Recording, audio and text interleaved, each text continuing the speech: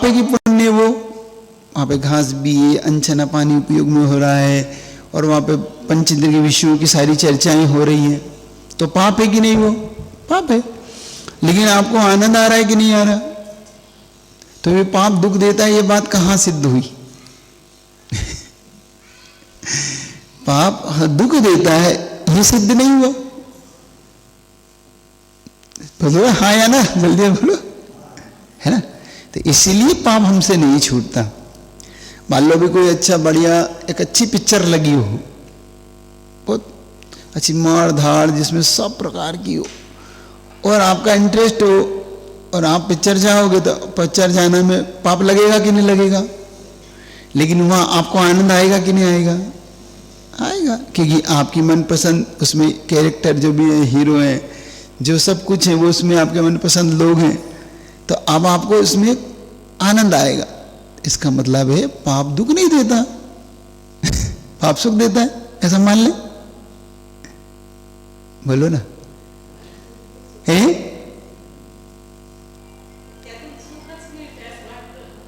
कैसा बांटते? सुख बांटते तुम्हें? अरे छोड़ते तो है नहीं। ऐसा लगता है कि एक क्षण को भी वो सुख मिल जाए तो भी बहुत है ना। महाराज जी पूरा जीवन ही कष्टों में गुजर गया, थोड़ा बहुत सुख मिल रहा है, आप उसको भी छुड़ा रहे हो। कुछ समय के लिए ही चाहिए कम से कम। लेकिन आचार्यों ने इसकी एक अच्छी परिभाषा हमारे लिए दी, जो हमारे लिए प्रैक्टिकल रूप में अनुभूति में आ रहा है, वो जो तात्कालिक है, वो त्रैकालिक नहीं है।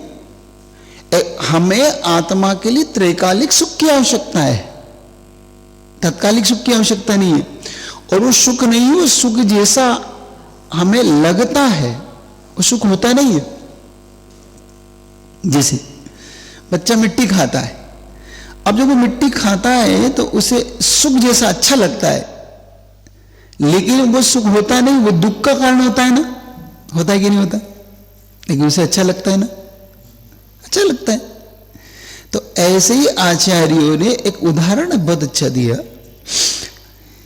जैसे एक स्वान यानी कुत्ता होता है, वो कुत्ता कहीं से हड्डी उठा लाता है, कहीं से अब मिल गई, तो हड्डी में तो कुछ होता नहीं है, लेकिन उसे चबाता है, और इतना चबाता है कि उसमें से उसे लगता है कि रस निकलेगा, लेकिन उसके सारे मसूड़े फट जाते हैं, ये जो लिप्स होती है ना, ये फट जाती है, और उसमें से ब्लड आता है। तो वो क्या समझता है कि इसमें से मुझे रस आ रहा है। लेकिन जब बहुत देर बाद उसे कष्ट महसूस होता है, पीड़ा होने लगती, तो वो हड्डी को हटा अलग करता है और कहता है, अरे ये तो मेरे ही मसूड़े छिल गए। तो उतनी देर के लिए जो उसे सुख महसूस हो रहा था, वो सुख है क्या? नहीं है ना।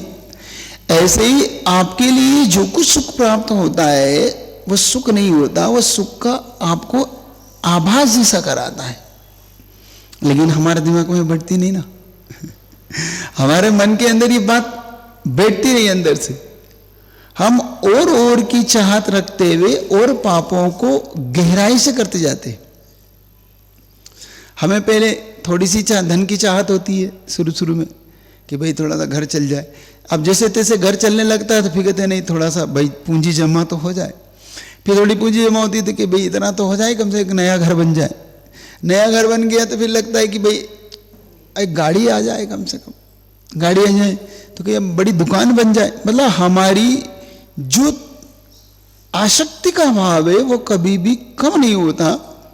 उदाहरण उन्होंने बहुत अच्छा दिया, जैसे कोई व्यक्ति अपनी खुजली को खुजाता है, खाज होती ना, उसे जैसे जैसे खुजाता है वो और ज्यादा बढ़ती है, और ज्यादा उसे उसकी चाहत होती है। कई बार तो बच्चों के हाथ बांधना पड़ते कि भाई तुम नाखून लगा रहे हो, खून आ रहा है, इसके हाथ बांध दो। अब बड़ों के कैसे बांधोगे? बच्चों के तो बांध दोगे। बड़े लोग भी ऐसा कर जाते है ना। होता है कि नहीं होता? बोलो ना। इसका मतलब है हमें अभी तक अपनी सुख, सच्चे सुख की परिभाषा हमें नहीं पता, हमें सुखाभास होता रहता है ना। तो हमारी स्थिति और उस श्वान की स्थिति में ज्यादा अंतर तो नहीं है, है? अब श्वान तो अज्ञानी है, हम क्या है? अज्ञानी ज्ञानी है। हम तो समझदार हैं, समझदारी लोग हैं, हम फिर भी ऐसा कार्य करते हैं, फिर भी हमें उसमें आनंद आता रहता है। फिर भी तुम्हें एक बात बताता हूं, फिर भी तुम उसको अगर आनंद ही आता है ऐसा मानते हो, जो लोग ऐसा मानते हैं उनको फिर भी एक बार पे विचार करना चाहिए। मान लो किसी को मीठा बहुत पसंद है, बहुत अधिक मात्रा में पसंद है, मान लो आप क्या बोलते हैं? गुलाब जामुन, जामुन बोलते है ना? यहाँ के लोगों को जलेबी गुलाब जामुन बहुत पसंद है, या सीरा पसंद है ना? 2-3 चीज मीठे में बहुत पसंद है यहाँ के। अब मान लो तुम्हें गुलाब जामुन बहुत पसंद है और तुम्हें उसमें खाने में बड़ा आनंद आता है, एग्जाम्पल समझना। अब तुमने एक गुलाब जामुन खाया तो तुम्हारा आनंद आया, अब दूसरा खाया तो आनंद घट रहा है कि बढ़ रहा है? तीसरा खाया तो, चौथा, पांचवा। अब आप कहने लगे कि भाई अब नहीं, अब तो कुछ नमकीन बताओ, अब मीठे नहीं खाएंगे। क्यों? क्योंकि अब तो ये पूरा मुंह कड़वा कड़वा होने लगा, क्योंकि अधिक मीठा खाने से भी कड़वा कड़वा होने लगता है, देख लेना। और अधिक कड़वा खाने से मीठा मीठा मुंह में स्वाद आता है। आप देखना, नीम अगर लगातार खाओगे तो आपके मुंह में मीठी मीठी स्वाद आने लगे। आप लगातार खाओ, बस 1-2-4 दिन ही आपको कड़वापन लगेगा उसमें, लेकिन वह आपके स्वास्थ्य के लिए कारण है। और यह मीठा आपके लिए हानिकारक है। अगर अधिक मात्रा में खाया तो उतनी ही मात्रा अच्छी होती है जितनी मात्रा में आपको वो उपयोगी हो, है ना? अब समझो, अब 5वें छठे के बाद वह जो रसगुल्ला गुलाब जामुन आपको कष्ट देने लगा और 1-2 ज्यादा खिला दिया तो आपने तो फिर उल्टी ही कर दी कि भैया अब तो अब पेट में से बाहर जाएगा, नहीं तो पेट बहुत ज्यादा अब दिक्कत दे रहा है। इसका मतलब है कि अगर वो रस आनंद देता तो प्रति क्षण एक एक खाने पर बढ़ना चाहिए था आनंद। अगर वो चीज आनंद देती है, हमें सुख देती है, तो सुख बढ़ना चाहिए। भाई एक खाने पे 2 तो 2 खाने पे कितना, मतलब एक खाने पे 10 गुना सुख आता है तो 2 खाने पे 20 गुना आना चाहिए, 3 खाने पे 30 गुना आना चाहिए। तो 30 गुना नहीं आके वो 3 गुना ही हो गया। और अब तो चौथे में तो कह लोगे भैया अब 1 भी गुना नहीं चाहिए, अब तो गुना हो जाएगा, अपराध हो जाएगा खाना ही, है ना? तो मतलब इसको बोलते हैं सुखावास। सुखावास किसको कहते? पहले हमारे दिमाग में ये बैठ जाए एक बार, तो फिर आगे की प्रक्रिया हम समझेंगे कि सुखावास सुख का आभास होना, सुख जैसा भ्रम जिसको हम बोलते हैं। जैसे कभी कभी आप रात्रि में जाते हैं तो लोगों को भूत का भ्रम हो जाता है ना?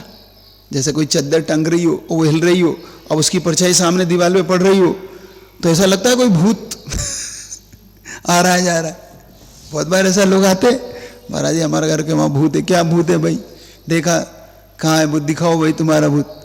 हमने कहा कब दिखता है? रात में दिखता है महाराज जी, ऐसे ऐसे हिलता रहता है, इस दीवार पे ऐसे उसका चित्र आता है। हम गौर से देखा, मैंने ये चद्दर हिल रही है भैया तुम्हारी, इसकी परछाई सामने पड़ रही है, कुछ नहीं है तुम्हारा भूत। तो हाँ, दूसरे दिन हाँ महाराज कुछ नहीं था, वो चद्दर हिल रही।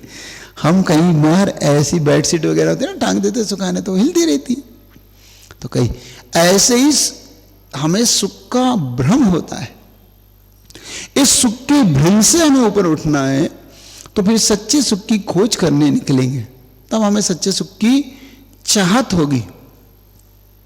और इसी को लेके बड़े बड़े साधक जिस चीज की चाहत में आप पूरी जिंदगी उजाड़ देते हैं, उस चीज को वो जिंदगी भर के लिए त्याग देते हैं। जिस चीज के लिए आप बिल्कुल जिंदगी भर देते ना, मुझे ये भी मिले, ये भी मिले, मुझे ये मिले, भोजन में ये मिले, पहनने में ये वाले कपड़े मिले, रहने के लिए ऐसा घर मिले, उन्हें कोई फर्क नहीं पड़ता, क्योंकि वो शमशान में भी जिंदगी गुजार देते हैं, जहां तुम जाने से भी डरते हो। वो शमशान में भी आनंद में रहते। क्यों? क्योंकि उन्हें किसी की चाहत नहीं। ऐसे ही वो जब वो पहनने की, तो उन्हें पहनना ही नहीं है, तो उन्हें कोई चाहत नहीं। खाने में जो मिल गया सो ठीक, नहीं मिला सो जाइए जिन्हें, अपने को क्या दिक्कत है। और तुम्हें तो सही बताओ, नहीं मिलता है तो थाली का क्या बन जाता है? चक्र, चक्र रत्न हो जाता है वो थाली। अरे ये क्या चीज है, ये क्या, हम बिना नमक का खाएंगे क्या? हम बिना मीठे का खाएंगे क्या? हम ये कहने लग जाते हैं। मतलब हमारे अंदर से ऐसे भाव उत्पन्न होने लगते हैं कि भाई मैं इतना करता हूँ, मुझे कम से कम भोजन तो अच्छा करो कम से कम तुम, और उनको कुछ भी नहीं। और उनको तुम मना के देते हो तो वो नहीं लेते, और उनको वो जबरन मांग के खाते तो तुम नहीं देते। साधु को तुम मना के देते हो तो वो नहीं लेते, और घर में वो मांग के खाता तो तुम नहीं देते कि भाई आप कल ही तो बनाया था, अब ठीक है भाई, आज नहीं सही, आज यही सही। वो कहता है ऐसे कैसे सही? ऐसा नहीं। आप इसका मतलब यही हुआ सीधा सीधा, हमारे अंदर से जब तक उसकी आसक्ति नहीं छूटती तब तक हम उसके प्रति गृद्धता का भाव रखते हैं। अब समझो पुण्यानुबंधी पापानुबंधी पाप क्या होता है, ये समझो। भूमिका आपकी मैंने तैयार कर दी। पापानुबंधी पाप का मतलब होता है पाप कर्म के उदय से सारी विपरीत परिस्थितियां हमारे पास रही, है ना। पाप कर्म के उदय से हम ऐसे कुल में जन्म हो गया हमारा जहां पर सब काम उल्टे काम होते, व्यसनी काम होते। तो पाप कर्म के उदय से हम सारे कार्य ऐसे करने लगे, हमें सड़कें साफ करना पड़ रही, नालियां साफ करना पड़ रही, लोगों की गंदगियां उठाना पड़ रही, ये सब पाप कर्म के उदय में देखो, है ना। अच्छे परिवार नहीं मिला, अच्छा घर नहीं मिला, अच्छे लोग नहीं मिले, अच्छे कुल में हमारा जन्म नहीं हुआ, ऐसे सब पाप कर्म के उदय से हो गया। अब पाप कर्म के उदय से ऐसा होने के बाद भी और पाप करने लग जाता है व्यक्ति, और ज्यादा पाप करने लग जाता है, और हिंसा करने लगा, और ज्यादा हिंसा की सामग्री जुटाने लगा, चोरियां करने लगा, और ज्यादा झूठ बोलने लगा, कुशील करने लगा, परिग्रह का इकट्ठा करने लगा। ये सब किसके वजह से होता है? पापानुबंधी पाप। पहले तो कुछ मिलता नहीं, ऊपर से वो और पाप करने लगता है तो और ज्यादा कष्ट उसे उठाने पड़ने लग जाते हैं। समझना, पहले उदाहरण देता हूं। जैसे कोई व्यक्ति गरीब बना, कोई व्यक्ति मजदूरी कर रहा है, कोई भीख मांग के खा रहा है, कोई लंगड़ा लूला बना, कोई अपाहिज बना, कोई अज्ञानी बना, कोई पागल बना, तो एक पाप कर्म को उदय से तो बना है वो। अब ऐसे में पाप की और चीजों की प्रति वो जुटाने लगा, मतलब हिंसा करने लगा, कत्ल खाने खोलने लगे, और ज्यादा वो पशुओं को मारने लगा। तो ये क्या है? पाप का अनुबंध पाप से होने लगा, पाप के उदय में और पाप हो ज्यादा करने लगा। हमें यह समझना है कि अनुबंध क्या होता है। एक बार ऐसी एक घटना घटी कि व्यक्ति फिर भी अपनी कुबुद्धि से, कुतर्कों से अपने पाप को सही बताने का पुरुषार्थ करता है। देखो, एक बार ऐसा हुआ कि महावीर जयंती और जो एक आपके यहाँ समाज है जिसमें वो बकरों की बलि देते वो लोग, है ना, है ना। तो वो बकरों की बलि देते हैं धर्म के नाम पे, वो दोनों एक साथ हो गई।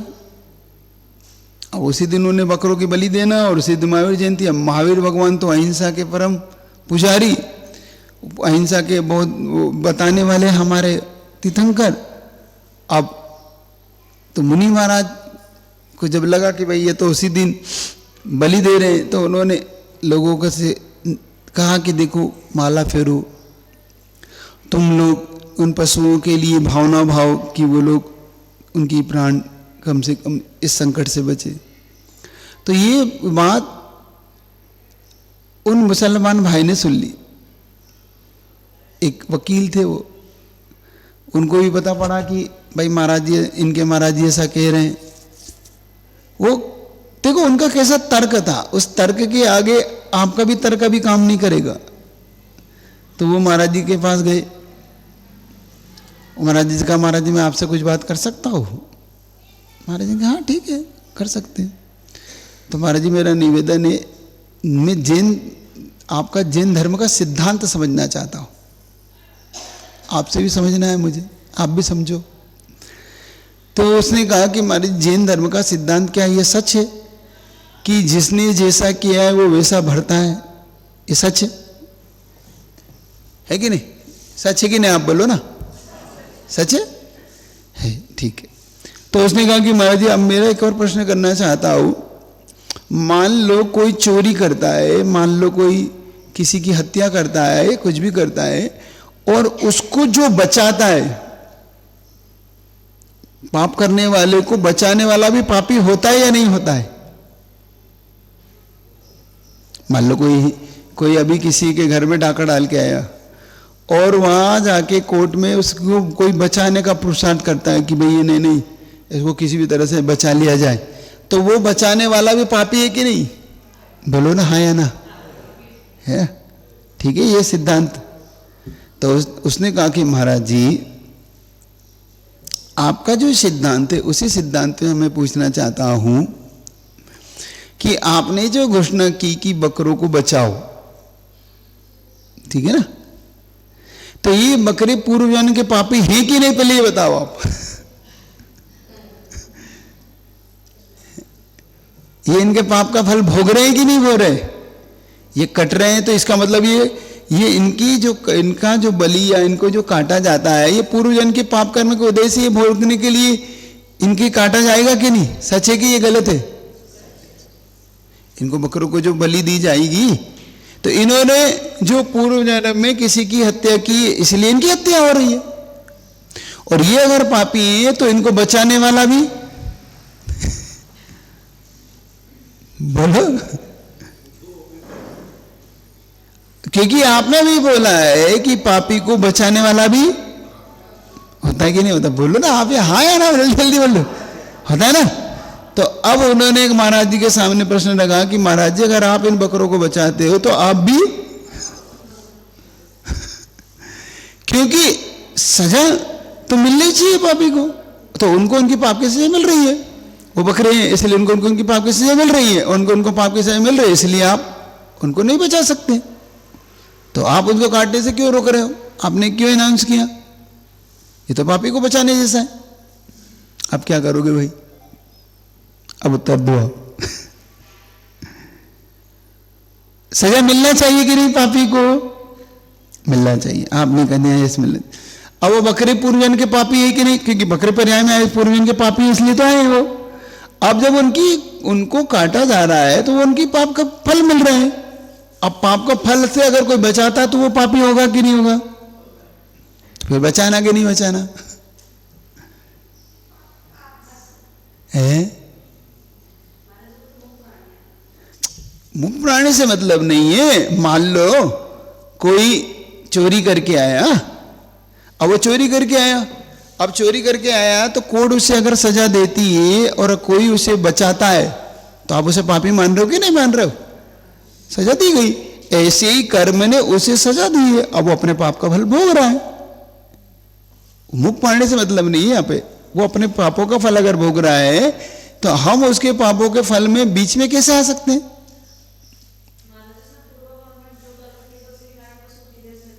हाँ, पूर्व कर्म के फल। अब उसने मान लो उस जीव ने, बकरे के जीव ने पूर्व में 100-500 बकरों को काटा था। अब उसे कटना पड़ेगा कि नहीं?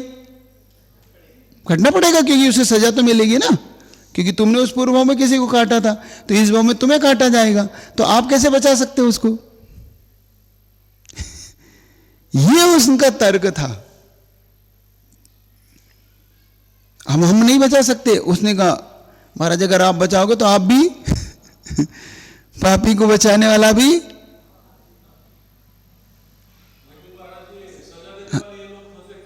हैं? जैसे वकील, जैसे जज होता है, जैसे जज देखो भगवान। अच्छा, बहुत अच्छा। उन्होंने कहा कि महाराज जी सजा तो भगवान देगा, तो ये भगवान नहीं तो रचा है अगर आपकी भाषा में कहूं तो। वैसे तो जैन शासन में भगवान का कोई रोल नहीं है, पहले समझो। हम पहले समझ लें कि जैन शासन में भगवान का रोल क्या है।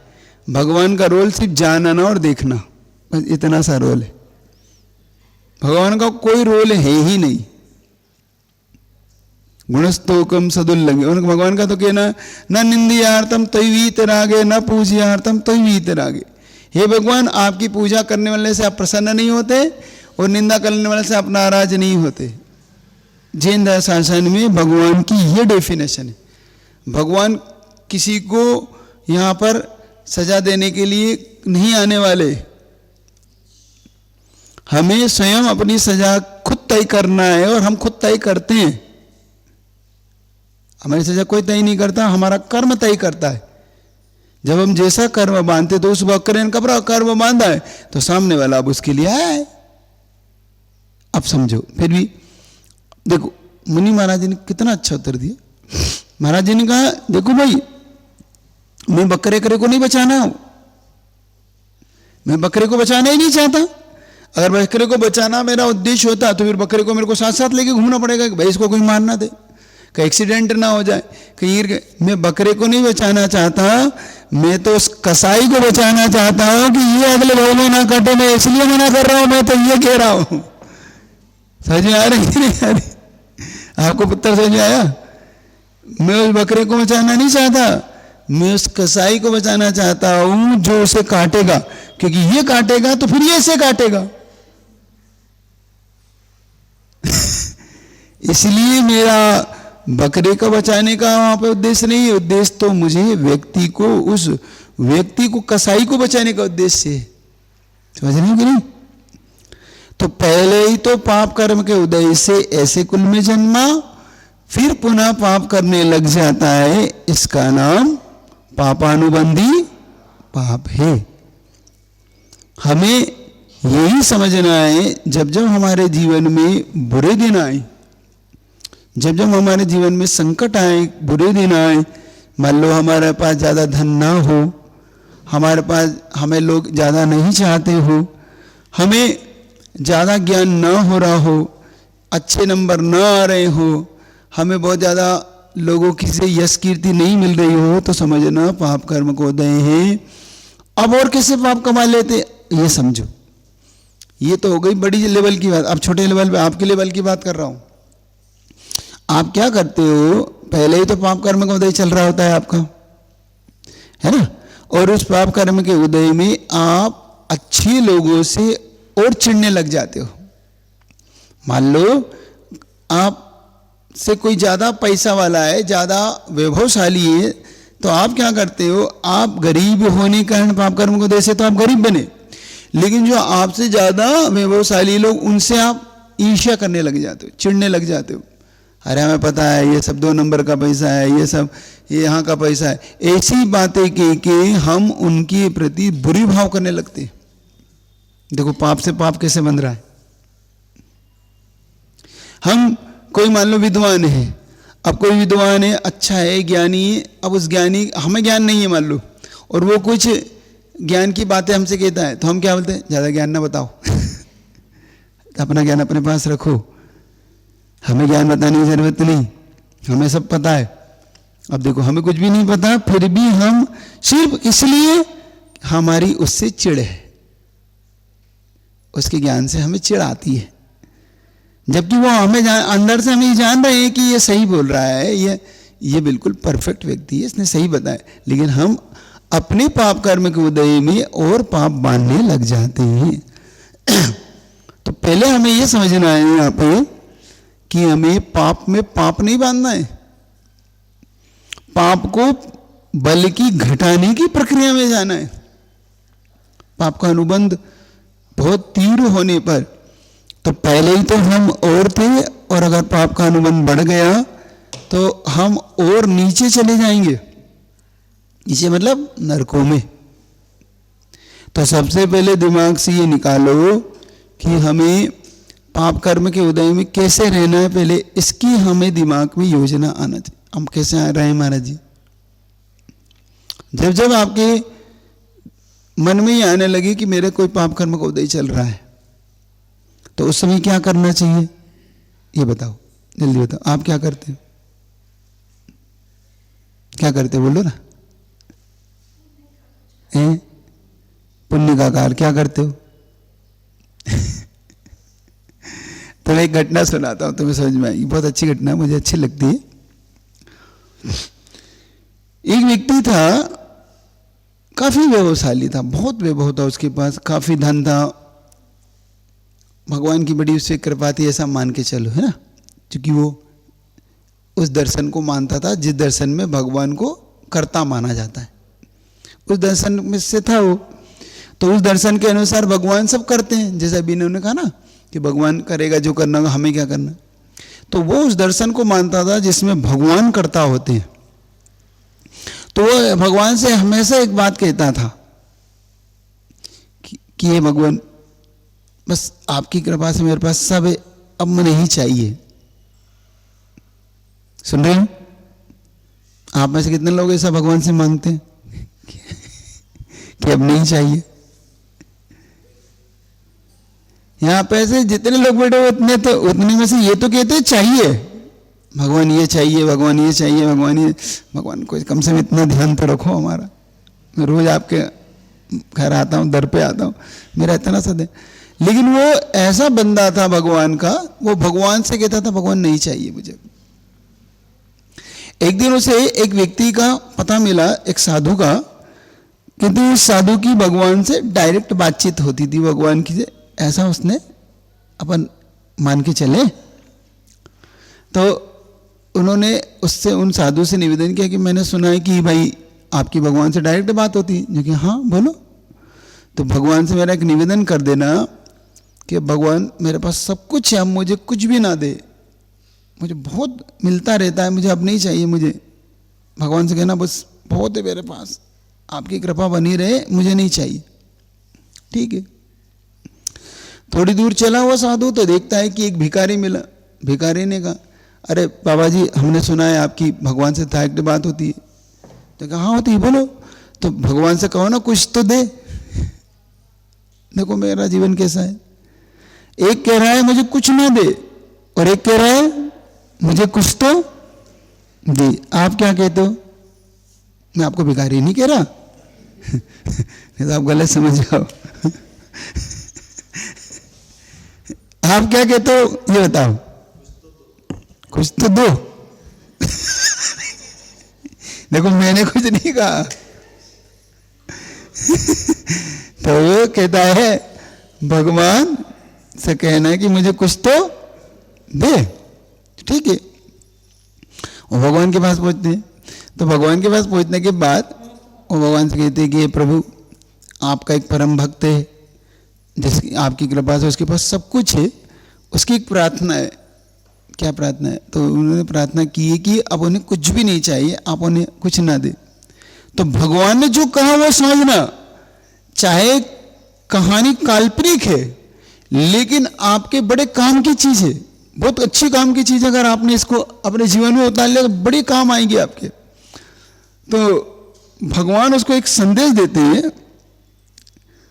तो उस बंदे से ये कहना, ध्यान से सुनना ये बात, बहुत अच्छी बात है, कि भगवान कहते हैं उस बंदे से कहना कि वो मेरा आज से मेरा धन्यवाद करना बंद कर दे, मेरा शुक्रिया, मेरा आभार मानना, मेरा उपकार मानना बंद कर दे, मैं देना बंद कर दूंगा। क्या? मेरा आभार मानना, मेरा शुक्रिया मानना, हे प्रभु आपका आभार है, आपका शुक्रिया है, आपकी कृपा से सब कुछ है मेरे पास, ऐसा बोलना बंद कर दे, मैं देना बंद कर दूंगा। ठीक है। और भगवान, एक भिखारी बेचारा बहुत मांगता है, भीख तक नहीं मिलती उसको, तो उसकी एक प्रार्थना है। क्या? तो उसने कहा कि उसकी प्रार्थना है कि कम से कम कुछ तो दो। तो कोई बात नहीं, तो उससे कह देना कि आज से वो मेरा आभार मानना शुरू कर दे। बात आ रही है? नहीं आ रही? उससे कहना आज से मेरा वो धन्यवाद करना शुरू करे, शुक्रिया मानना शुरू करे, आभार माने, उपकार माने, उसको मिलना शुरू हो जाएगा। ठीक है। अब ये संदेश लेके, भगवान के संदेश लेके नीचे आता है। जब वो नीचे आता है तो वो पूछता है क्या कहा भगवान ने? तो उनका भगवान ने कहा है कि तुम आज से आभार मानना बंद कर दो, वो तुम्हें देना बंद कर देंगे।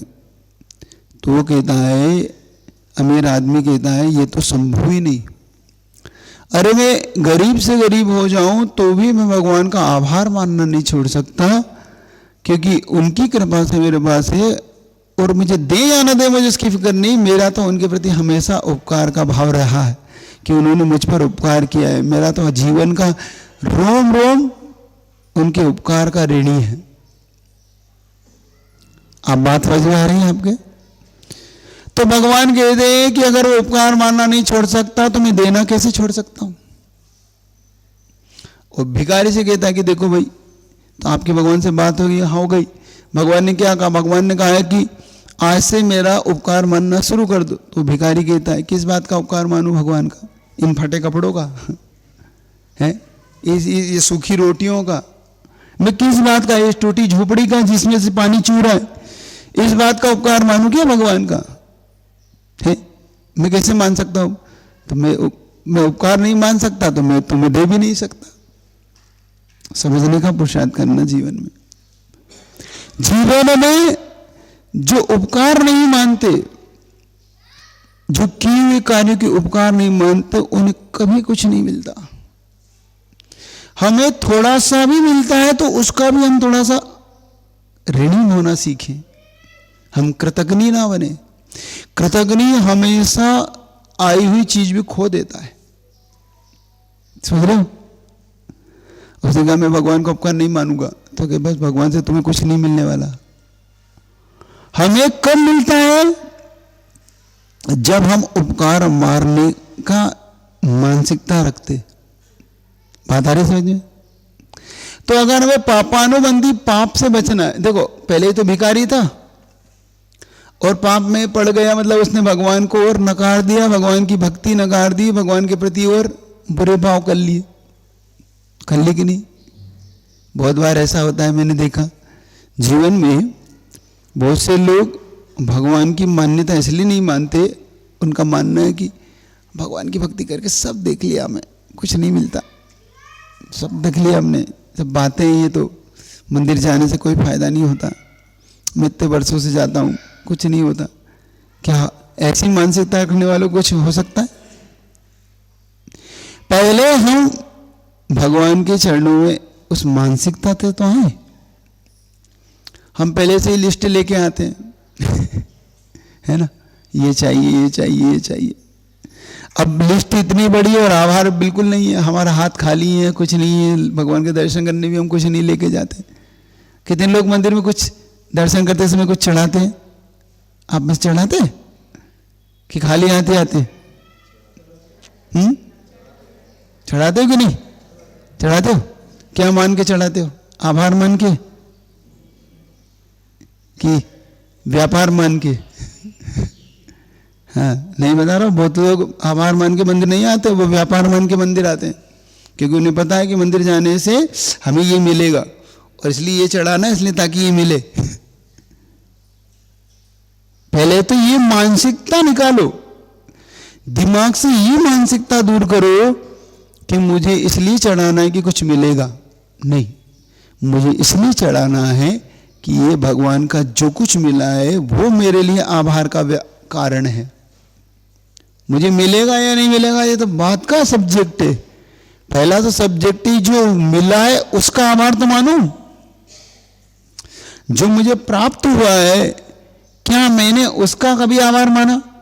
देखो हमारी मानसिकता कैसी है, हम किसी मानसिकता के लोग हैं। हमें कभी भी जो मिलता है उसका उपकार नहीं मानते, लेकिन जो नहीं मिला उसकी शिकायत जरूर करते हैं। देख लेना, घर में आपके बच्चे 1 मिनट में जब बड़े होते हैं तो वो जो माता पिता ने उनके लिए जितना उपकार किया वो उपकार को नहीं मानते, बल्कि ये कहते क्या किया क्या है इनने हमारे लिए, ये और कहते ये कहते हैं बच्चे क्या किया है माता पिता ने, है पिताजी ने किया गया, ठीक है बच्चा बड़ा कर दिया तो ये तो सबका कर्तव्य है, ये कहते हैं वो, ये तो कर्तव्य था, उन्हें किया तो कोई उपकार, हम पे कोई एहसान किया, उनके पिताजी ने उनको बड़ा किया है, हमारे पिताजी ने हमें बड़ा कर दिया, ये उत्तर सही है? ये है कृतज्ञपना। माता पिता के प्रति कभी कृतज्ञ मत बनो, उपकार स्वीकार करो। ऐसे ही परम पिता के प्रति, भगवान के प्रति कृतज्ञ मत बनो। उनसे जो कुछ मिला, चाहे सूखी रोटी भी क्यों नहीं मिली, वो भी उपकार मानो, वरना लोगों तो वो भी नहीं मिलती, पानी भी नहीं मिलता नरकों में, रोटी भी नहीं मिलती, एक अन्न का टुकड़ा भी नहीं मिलता, है ना, है ना। 3 लोगों को नाज न खाए, मिटे न भूख, कड़ा न लहाए। मतलब इतनी भूख होने पर भी एक कण नहीं मिलता। क्यों? क्योंकि नरकों में सर्व पाप, सबसे ज्यादा पाप का फल भोगता है जीव। कल बताया था ना आपको परसों कि सबसे ज्यादा नरक पाप का फल कहाँ भोगता है जीव, और सबसे ज्यादा पुण्य का फल स्वर्ग में। ऐसा ही जब तक हम कृतज्ञ बने रहेंगे तब तक हमेशा पाप के फल हमें मिलते रहेंगे। तो पहले भगवान का उपकार मानना सीखोगे, पापानुबंधी पाप से बचना है ना। तो पापानुबंधी पाप से बचना है तो हमेशा उपकार मानने की मानसिकता लाओ। क्या मिला ये मैटर नहीं करता, मिला है ये मैटर करता है। अरे उन माता पिता से पूछो जो वो हर परिस्थिति में अपने बच्चे को खुश रखने का पुरुषार्थ करते हैं, ये मानसिकता होती है माता पिता। माँ कहती है मैं कम खा लूंगी लेकिन मेरा बेटा भूखा ना रहे। अब बेटा ये कहता है कि आप तो भाई मुझे 5 स्टार होटल में नहीं ले जा रहे, वो कहता है मेरे पास शक्ति हो जब तो ले जाऊं, लेकिन फिर भी देख मैं भूखा रहकर भी तुझे दे तो रही हूं। क्या ये मानसिकता हमारे पास है? पिता कहता है देखो मैं कम सुख में जी रहा हूं, मैं गाड़ी नहीं ला रहा लेकिन तेरे लिए एक 2 व्हीलर दिलवा दी, मैं पैदल काम करता हूं, मैं पैदल ऑफिस जाता हूं, लेकिन तू बेटा पढ़ने के लिए स्कूल इससे चला जा। ऐसी मानसिकता पिता की होती है, लेकिन हमेशा शिकायत बनी रहती बच्चे की, अरे आपने कुछ भी नहीं दिलाते, क्या कर दिया, ये क्या है, 2 व्हीलर भी पुरानी दिलाई हमें। वो कहता बेटा मेरे पास तो साइकिल भी नहीं है, तेरे पास पुरानी तो दिलवा दी मैंने तुझे। तो मैटर ये नहीं करता कि उन्होंने हमें क्या दिलाया, मैटर ये करता है कि उन्होंने किन कंडीशन में हमें दिलाया। क्या ये मानसिकता उपकार मानने की होना चाहिए कि नहीं होना चाहिए? भलो ना जल्दी से है ना, लेकिन शिकायत की आपकी मानसिकता क्या रहती है? शिकायत की, अरे पड़ी टूटी कैसी दिलवा दी, मेरी बड़ी इंसल्ट हो रही है, ऐसे तो नहीं होती तो ठीक था, ऐसा और कहते हैं। ऐसे ही क्या हम भगवान के प्रति यही शब्द नहीं बोलते? क्या भगवान ने हमें क्या दिया, ये सूखी रोटियां, ये सूखा टूटी फूटी घर। अरे लोग तो ठंडों में जमीनों पर पड़े देखे हमने, से बता रहा हूं।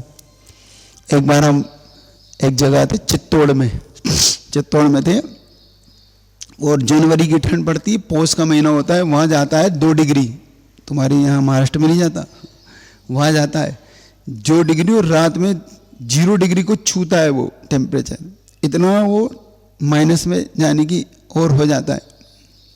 वहां पे हमने देखा कुछ गरीब लोग जो दिन भर मेहनत मजदूर करने वाले लोग, तुम तो 4-4 रजाइयाँ ओढ़ लेते हो, है ना, घर के 4 दरवाजे बंद कर लेते हो, उस फिर भी तुम्हें ठंड लगती है, ऊपर से हीटर और लगा लेते हो, गर्म भोजन और करते हो, लेकिन उनको देखना वो बेचारे, जब आपकी ये पन्नी होती है ना, पन्नी पीली वाली जो आप, वो उस पन्नी को बिछाया और उनका पूरा परिवार उस पर सोया और ऊपर से पन्नी और ओढ़ ली, बस ये था उनके पास साथ। उस रात मैंने देखा इतनी ठंड में वो पूरा परिवार ये पापानुबंधी पाप को भोग रहा था, क्योंकि वो सब व्यसनी थे, पूरा परिवार ऐसा, बच्चे बेचारे कहीं से चोरी कर रहे हैं, कोई वहाँ से कुछ शराब पी रहा है, कोई नॉनवेज खा रहा है, इस तरीके से मानसिकता। लेकिन पाप का फल, पापानुबंधी पाप का फल वो भोग रहे और आगे भी पाप बांध रहे।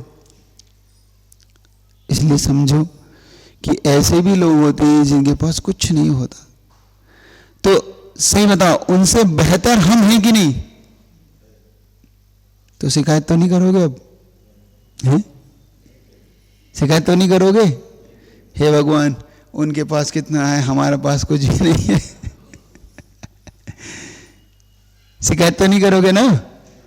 बस एक चीज करना सीख लो। आज के इस सेशन से आपको एक चीज कहना चाहता हूं, एक चीज दिमाग में मानसिकता लाओ, हमेशा कृतज्ञ नहीं बनना है मुझे हमेशा भगवान की हर बात का उपकार मानना है।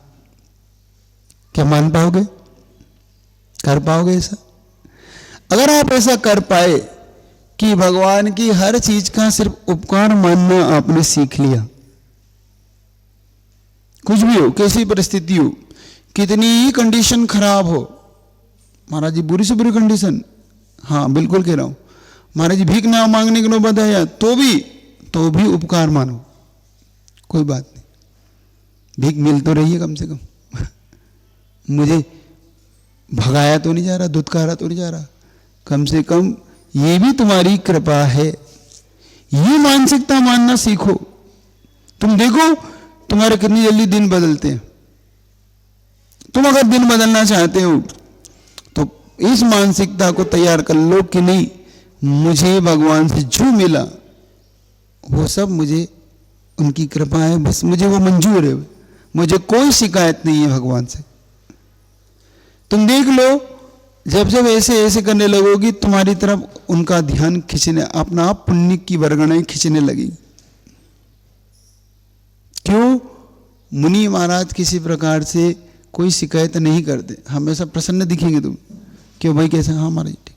स्वास्थ्य खराब होगा तो भी क्या बोलते हो? हाँ ठीक है। आहार कैसे हुए? ठीक है। कुछ भी वो है समझ लो, वो आपको एक ही उत्तर दे, ठीक है। अंतरा आया तो भी कहते नहीं ठीक है। कहते कि नहीं कहते? है ना? उनके चेहरे पे फिर भी क्या खुशी दिखती, महाराज जी ठीक लग रहा, हाँ ठीक बढ़िया है। जबकि अंदर से वो कितने पीड़ित होते हैं, कितने गला सूख रहा हो, कितने उनके पैरों में जलन हो रही हो, कितने सिर दुख रहा हो, फिर भी बाहर से वो अपनी प्रसन्नता, क्योंकि उन्होंने उपकार मानने का हमेशा भाव रखा। कभी शिकायत नहीं की कि तुमने ये नहीं करा मेरे लिए। उन्होंने कहा नहीं, जो किया सो मेरे कर्म के उदय में हुआ है, इसलिए उनको दोष देना मुझे नहीं। तो एक चीज, दोष देने की जो मानसिकता है, शिकायत करने की जो मानसिकता है, वो बदलना पहला, उन्नति चाहते हो तो। दूसरा, पाप के उदय में थोड़ा सा धैर्य रखने की जरूरत है। हम पापानुबंधी पाप को नहीं कमाएंगे। जैसे कल आपसे कहा था ना कि कोई हमारी चप्पल पहन गया तो हम किसी की चप्पल नहीं पहन जाएंगे हाँ, ये मानसिकता हमें बदलना है कि नहीं, किसी ने किया तो मैं किसी के साथ करूं, ये मैं इसके लिए। जैसे कसाई वाला उदाहरण याद रखना कि बकरे को मारा सो मुझे, बकरे को नहीं, मुझे ना कोई मारे दोबारा, इसलिए मुझे नहीं बकरे को मारना। नहीं इसने मुझे मारा था, नहीं तो उससे भी बुरे दिन हमें देखने पड़ सकते हैं। पाप से पाप के अनुबंध बढ़ने लगते हैं। चलिए थोड़ी सी प्रश्नोत्तर कर ले, क्योंकि कल बहुत से लोगों के प्रश्न रह गए थे।